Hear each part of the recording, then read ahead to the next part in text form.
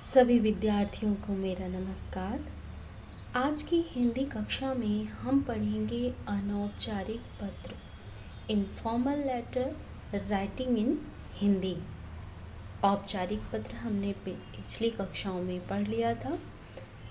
इसके लिए हम सबसे पहले जानें अनौपचारिक पत्र क्यों लिखा जाता है।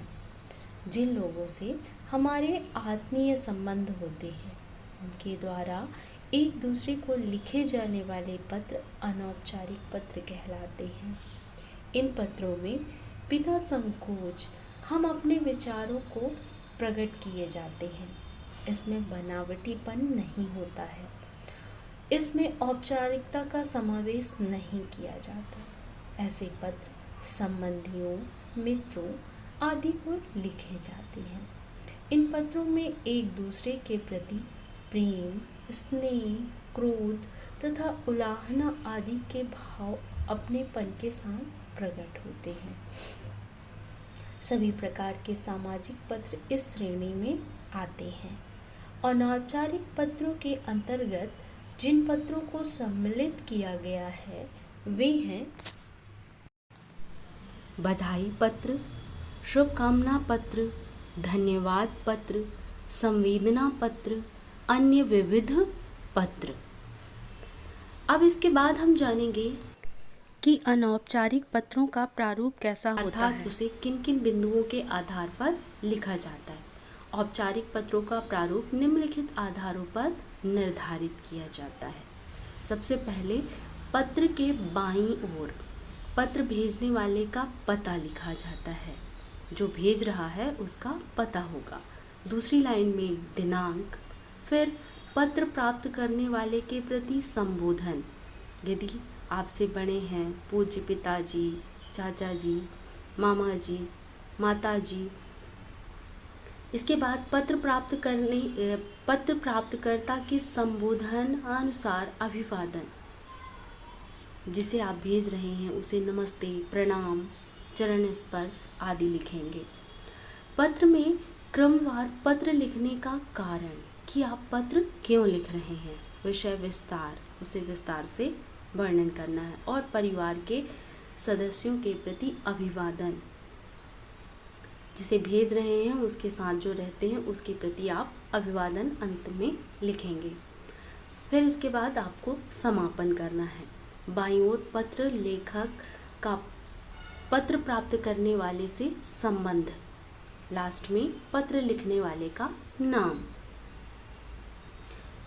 ये कुछ इस प्रकार से प्रारूप है।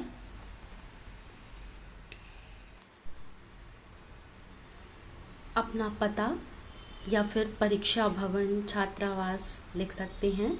फिर दिनांक, संबंध, पूज्य पिताजी, माताजी, प्रिय मित्र, यथोचित प्रणाम, नमस्ते, आशीर्वाद। फिर कुशल क्षेम, आप कैसे हैं, मैं यहाँ कुशल से।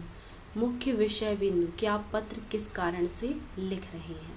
समापन में घर वालों को नमस्ते, प्रणाम, स्नेह, संबंध का उल्लेख, आपका प्रिय पुत्र, आपका मित्र, प्रेषक का नाम, जो भेज रहा है उसका नाम।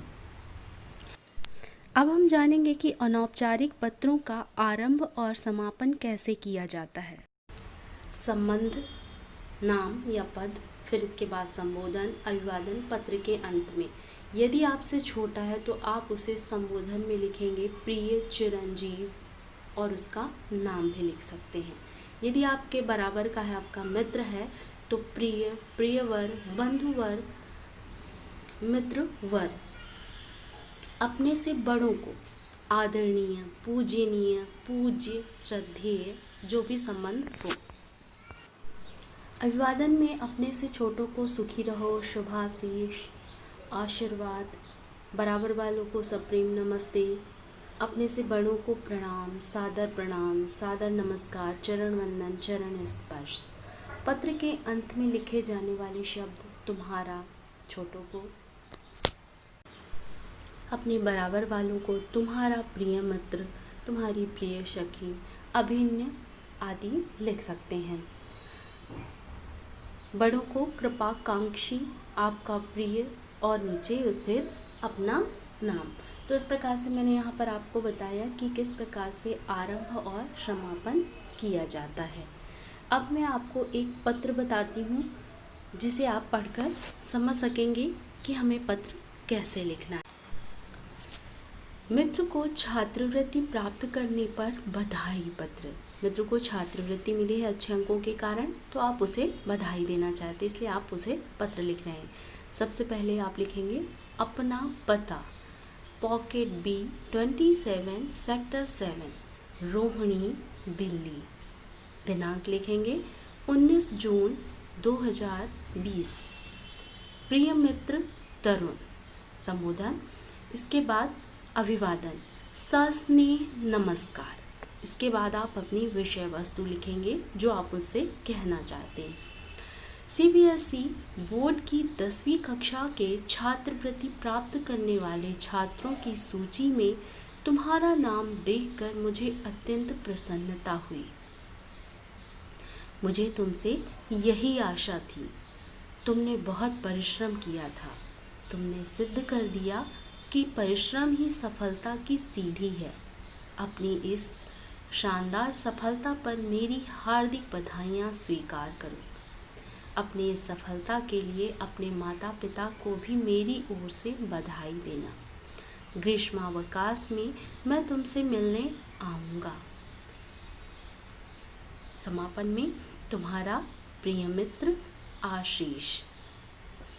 अगला पत्र मैंने लिया है अपनी माँ की बीमारी की अवस्था पर चिंता व्यक्त करते हुए पिताजी को पत्र। सबसे पहले एड्रेस 222 निराला नगर लखनऊ, अपना पता लिखना है आपको। फिर दिनांक 15 फरवरी 2020।